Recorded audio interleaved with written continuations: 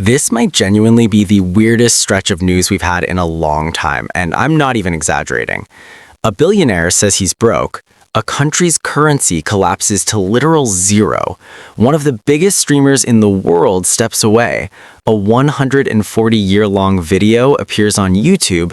A former president might be selling a phone that doesn't exist, and somehow, in the middle of all of this, there's a serial killer elephant on the loose. So yeah, buckle up. Let's start with the headline that confused everyone. Mr. Beast says he's broke.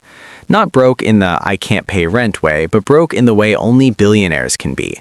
Despite being worth billions on paper and running a company valued in the billions, he recently said he has negative money in his bank account and is borrowing cash from his mom. The internet immediately split in half. One side says this is classic billionaire behavior, using debt and credit instead of selling assets to avoid taxes. The other side says this proves he genuinely doesn't care about money and reinvests everything into building the biggest brand possible. And the truth is probably somewhere in the middle. Net worth isn't cash. Real wealth is access. Once you can buy anything at any time, the actual desire to own things fades. Still, when someone like Mr. Beast says he's broke, it does make you stop and think, if that's broke, what does that make the rest of us? Now let's shift from confusing to disturbing. The New York Times published a report alleging that the United States used aircraft disguised as civilian planes during past military strikes. If true, this would be a direct violation of international law. Disguising military equipment as civilian is called perfidy, and it's banned under the Geneva Conventions because it removes the chance for civilians to flee or surrender and massively increases casualties. The report cites anonymous officials and claims the aircraft lacked military markings and hid weapons internally. The White House denies the allegations and says all strikes were conducted legally. No definitive evidence has been released, but even the accusation alone is serious. It raises an uncomfortable reality about modern warfare, how much of it happens completely out of public sight. Meanwhile, one of the biggest internet creators on the planet just said the words, "I quit." Kai Cenat hasn't streamed in months and finally addressed it. But here's the important part. He's not quitting content, he's quitting burnout. Streaming isn't like YouTube. You don't get breaks, you don't get backlogs, and you don't get space to breathe creatively. You show up every day or you disappear. Kai says he doesn't want to be boxed into one identity forever. He's been working on his clothing brand, learning fashion design in Italy, and openly talking about wanting to direct films. This isn't someone giving up, it's someone evolving. Every major creative career reaches a point where staying comfortable becomes more dangerous than leaving. Speaking of the internet breaking reality, someone uploaded a YouTube video that claims to be over 140 years long. When you click it, it plays 12 hours of a blank screen. That's it. No sound, no visuals.